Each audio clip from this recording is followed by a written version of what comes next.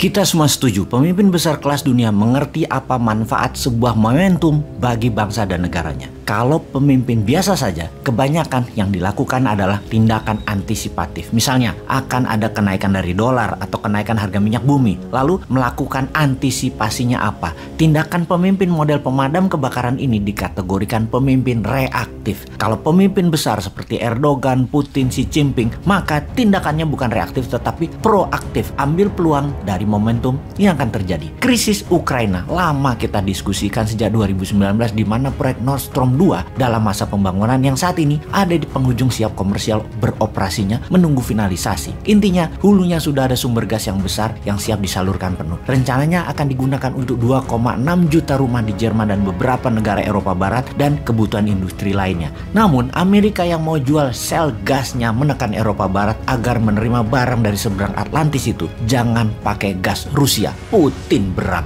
Maka Rusia cari alasan selain Putin punya romantisme sejarah yang ingin membuat dirinya bagaikan Catherine the Great, sang ratu yang menyatukan seluruh wilayah yang kemudian jadi patokan Stalin menjadi wilayah Soviet, di mana Putin akan ambil balik membuat Rusia baru. Alasannya Putin tidak mau NATO ada di pagar Rusia. Kalau NATO masuk, negara yang diambil NATO tersebut akan dianeksasi, diserbu dan diambil. Kembali ke Xi Jinping. Dalam masa yang cepat, Xi Jinping dan Putin baru saja menandatangani sebuah kontrak dagang senilai 118 billion dolar untuk transaksi Tiongkok beli minyak dan gasnya Rusia. Dengan tawaran tersebut, kalau gas Rusia tidak ke Eropa Barat, sebagian diambil Tiongkok. Itu jenius. Lalu apa yang Tiongkok akan lakukan? Begini, kalau mau melihat sebuah negara, jangan melihat negara tersebut dalam jangka pendek. Lihatlah kelakuan mereka selama mereka bernegara. Tiongkok dalam 70 tahun terakhir adalah Tiongkok yang sama sejak awalnya negara ini berdiri, terlepas di bawah pemimpin yang namanya Mao Zedong, Deng Xiaoping, sampai pemimpin saat ini, Xi Jinping. Sama cara melihat diri mereka sendiri atau geostrategi dan geopolitik negara mereka. Sama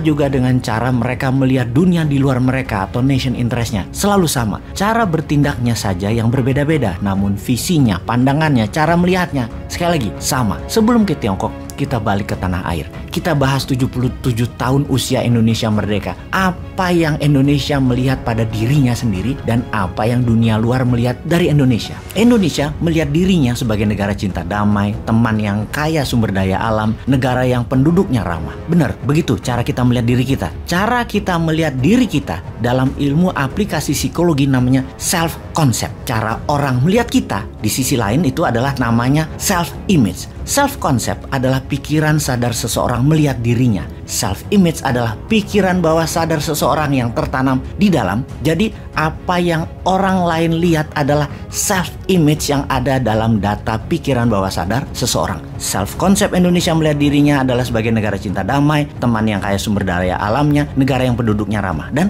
apakah negara lain melihat begitu? Lalu, apakah sesungguhnya self-image Indonesia? Apa gambaran citra negara lain melihat Indonesia? Indonesia itu di buku putih Departemen Pertahanan negara tetangga seperti negara Malaysia, Singapura, Australia melihat Indonesia adalah ancaman karena Indonesia citra dirinya yang dibaca oleh mereka adalah negara agresor. Sesungguhnya bawah sadar aslinya Indonesia itu adalah negara pejuang, negara global player, pengendali atau domination country yang semua itu dimainkan dengan baik oleh Gajah Mada, Hang Tuah, Prameswara, Sriwijaya dan hingga presiden pertama kita, Soekarno. Karena itu, bagi negara yang butuh Indonesia, tidak boleh hadir lagi pemimpin Indonesia yang agresor, yang berani, yang punya jaringan internasional, yang banyak referensi berpikir dengan buku, dan dikelilingi orang cerdik pandai level dunia. Tidak boleh ada lagi. Negara dengan pemimpin besar sangat peduli dengan negaranya, akan selalu mengawasi negara yang punya sumber daya alamnya agar bisa selalu mereka kendalikan. Saat ini, tentunya pemimpin Tiongkok Xi Jinping dan siapapun pemimpin Amerika penting mengambil kendali kepatuhan Indonesia. Inilah mengapa konsep Newman yang tidak akan patuh pada Tiongkok dan Amerika ditentang banyak orang yang kena doktrin old mind.